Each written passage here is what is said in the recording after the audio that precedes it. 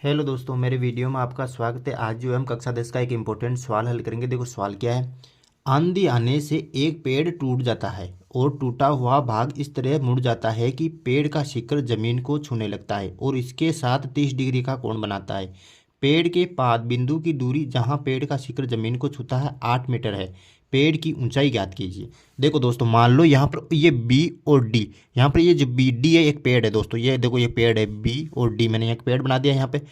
अब देखो दोस्तों, इस पेड़ की संपूर्ण लंबाई हमें ज्ञात करनी है। मान लिया कि मैंने जो पेड़ की ऊंचाई कितनी एच मीटर है। ये बोल रहा है कि अब जो ये पेड़ है आंधी आ गई, यहाँ से आधा टूट के इधर गिर जाता है दोस्तों। अब देखो ये पेड़ का जो शिखर है यहाँ पर गिर गया दोस्तों, यहाँ नीचे।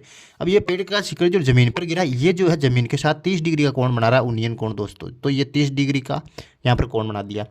अब ये कह रहा है कि ये जो जहाँ पर जो शिखर छू रहा है जमीन को, इसकी इस बिंदु ए, ये जो बिंदु ए, इसकी जो दूरी है किससे, पाद बिंदु यहाँ पर कौन सा हुआ, जहाँ पर जो पेड़ का जो तली जो छू रही है बी पाद बिंदु है। तो बी ए की जो लंबाई दे रखी है दोस्तों, वो दे रखी है 8 मीटर। तो ये कह रहा है कि संपूर्ण पौधे की ऊंचाई ज्ञात करनी है। तो हम क्या करेंगे, पहले बी सी की लंबाई ज्ञात कर लेंगे। बी सी की लंबाई ज्ञात करके जो सी डी की लंबाई, ए सी की लंबाई याद कर लेंगे। तो सॉरी, ए सी की लंबाई याद कर लेंगे। ये ए सी कौन सा भाग है, ये ए सी वही है जो सी डी जो यहाँ पर गिरा है। यानी कि सी डी की और ए सी की जो लंबाई है बराबर है, क्योंकि यही भाग यहाँ पर नीचे गिरा है। तो मैं पहले बी सी की लंबाई याद कर लूँगा, फिर ए सी की लंबाई याद कर लूँगा, और फिर दोनों को जोड़ दूंगा तो किसकी लंबाई आ जाएगी, बी डी की लंबाई मेरे पास आ जाएगी। तो देखो दोस्तों, माना माना पौधे की संपूर्ण लंबाई क्या मान ली मैंने, एच मीटर मान ली दोस्तों। अब देखो, अब जो है मैं लूँगा त्रिभुज ए बी सी में। देखो त्रिभुज ए बी सी में लूँगा मैं, ए बी सी में। देखो त्रिभुज ए बी सी में लिया दोस्तों मैंने। ए बी सी में क्या है, मेरे को बी सी ज्ञात करनी है। तो लंब बटा आधार, यानी कि कोण के सामने लंब बटा आधार, यानी कि लंब बटा आधार। तो लाल का कोई लंब बटा आधार किसका सूत्र होता है, टेन थीटा का होता है दोस्तों। टेन थीटा का सूत्र हो गया। अब देखो दोस्तों, लंब बटा आधार, लंब क्या है यहाँ पे, लंब है बी सी, यानी कि बी सी लिख दूंगा यहाँ पे बी सी। आधार क्या है, आधार है ए बी, यानी कि ए बी मैं यहाँ पर लिख दूंगा।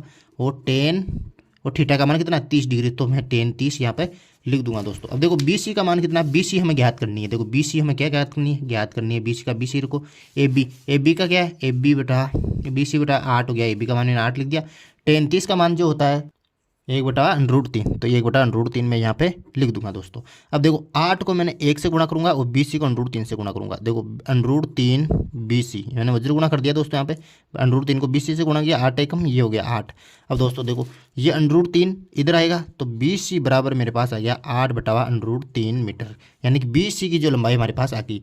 अब जो दोस्तों मैं किसकी लंबाई याद करूँगा, यहाँ पर जो है ए सी की लंबाई याद करूँगा। ए सी, देखो एसी की लंबाई याद करूंगा। पहले तो देखो मैंने किसके बीच में संबंध स्थापित किया, आधार और लंब के बीच में। अब की बार लंब और कर्ण के बीच में मैं संबंध स्थापित कर लूंगा। तो देखो पुनः त्रिभुज ए बी सी में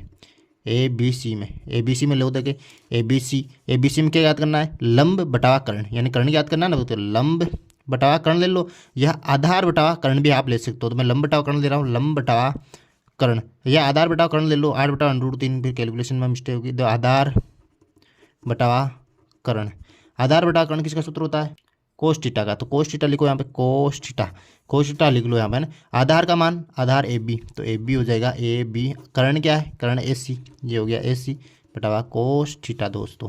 अब देखो ए बी का मान क्या है, 8 है हमारे पास, तो 8 में यहाँ पर उतार दूंगा। ए सी का मान, ए सी हमें ज्ञात करनी है कर्ण, तो ए सी मैंने लिख दी नीचे, ए सी बराबर कोस थीटा का मान 30 डिग्री है दोस्तों। अब जो दोस्तों देखो, मैं कोस 30 का मान उतार लूँगा, 8 बटा ए सी बराबर कोस 30 का जो मान होता है वो दोस्तों होता है √3/2।